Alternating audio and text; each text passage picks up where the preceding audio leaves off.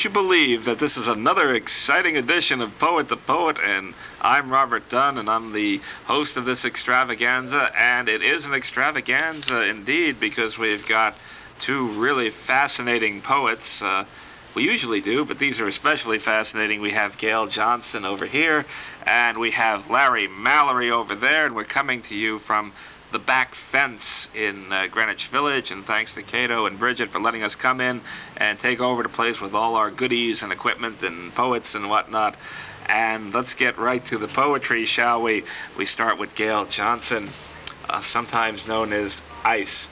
And let me tell you, Gayle was about the hottest ice you're ever going to see anywhere on any steady station or any program. A poet, a photographer, a writer, features all over the place.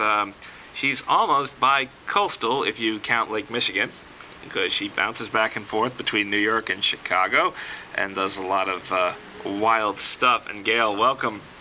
Welcome to Poet, and how about a wild poem? Okay. This is a portfolio of 5. It's called Strings. And initially when I started writing it, I wrote it 5 different ways, and I liked all 5, so I just created it as a portfolio called Strings. Must be banjo strings. It can be any string you like. Tying strings of hearts together, memories detailing visuals. A painting draws imagery imprinted. Cherish good feelings forever. They nurture emptiness. 2. Strings. Tying strings of hearts together, memories detailing visuals. A painting you wear, colors and all. Cherish good feelings forever. They nurture emptiness. 3. Tying strings of hearts together, memories detailing visuals. A painting before you, keeping memories safe. Cherish good feelings forever. They nurture emptiness. 4. Tying strings of hearts together, memories detailing visuals. A painting before you, keeping moments safe. Cherish good feelings forever. They nurture emptiness. And the last one, strings. Tying strings of hearts together, memories detailing visuals. A painting before you, keeping this moment safe. Cherish good feelings forever. They nurture emptiness. Gayle, the next time I need my strings tuned, I'm going to call for you. So how did you get started in this writing racket anyway? It was purely by accident. I was building a new studio in Chicago, and I said to, I had a marvelous artist work with me. He was a welder. And I said, this is my office, and this is where I want to write. And I want you to make this room someplace I don't ever want to leave. And he did. He left out the door. He left out the door. I see. You must have pulled a few strings to get that arranged. I did. Okay. How about another poem, then? This poem needs just a tiny bit of explanation. I write very eclectically, and I also write very political and very powerful. I write a lot about AIDS. Being in fashion most of my life, I have said many goodbyes, far too many. This piece is called Darkness. Darkness captivating me, sitting, thinking. Energy moving quickly, like clicking sounds. Trains, click, click, click, click. Movement, darkness, freedom flying, endless time. Darkness flows, magic creates future, flying, feeling safe. Heart pounding, purring bike sings gentle melodies, faint somewhere, breathing, squeezing my mind. More, more, more. Marching feet brings beats, not a drum, but rhythm singing magic. Once again, smiling, I write. Magic? Yes. There's kindness, words, mellow mind, sing tunes, create energy, peace, love, wellness, singing sunshine. When we were young, all the happy days would be just one. Days would bring the years. Today, there's only tears. Falling in love again. Never wanted to. What am I to do? Can't help it. Marching, marching, marching feet in the street leaves a beat, ringing louder, louder. The world will know, for I will tell them. Where did that accent come from in the middle there? I really couldn't tell you. It just sort of evolved. It's, you know, she was a warrior. She was a fighter in the time of a great war, and I feel that we're in a great war. Ah, yes. I think we're in several, as a matter of fact. Let's see. Besides the poetry, you also do a bit of photography here and there. And did you bring any samples of that? Yes, I did. Well, show and tell time. Now, what have we got here? Good Lord, it's Aunt Bethany. Such a... Then always the soulful eyes routine that we have back here. All right. For your love, I would chew up the world. Yes. Okay. Actually, you can buy him in the marketplace. He'll be on sale in July for Valentine's of 1997. Probably at Barnes & Noble, Marcel Schurman. When did they move Valentine's Day to July? Well, you don't understand, but everybody works a year in advance. So in order for you to get him by Valentine's Day, he goes on sale in July. There are a lot of things I don't understand. All right, so you do your photography. Let's say we got Larry Mallory over here, all right? And he's your subject.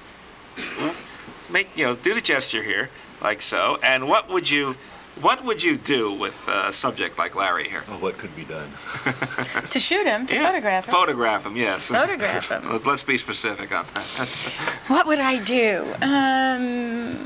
I would probably do a side profile. He has a very... There's another kind? Interesting... Actually, you could do a front-on shot. He's got a lot of expression in his eyes. See? There you go. He's got a great voice. So you would have him talking to you while you would shoot him, which would put him in a mood and calm him down, and you'd probably get a lot of emotion in his photograph, which I'd like to do. Okay, Larry, Gayle, we'll see you after the show. Be prepared for that. And Gayle, let's get back to the poetry. Okay. Okay. This piece is called "Loving a Soul." Loving a soul moving through darkness, feeling motion, sensing softness, butterflies in my tummy. Smiling, I think of you sweetly, again and again, racing time, swimming blue waters, feeling heavy, panting, arms stroke, watching from above, strength and courage before me, screaming, survival, survival.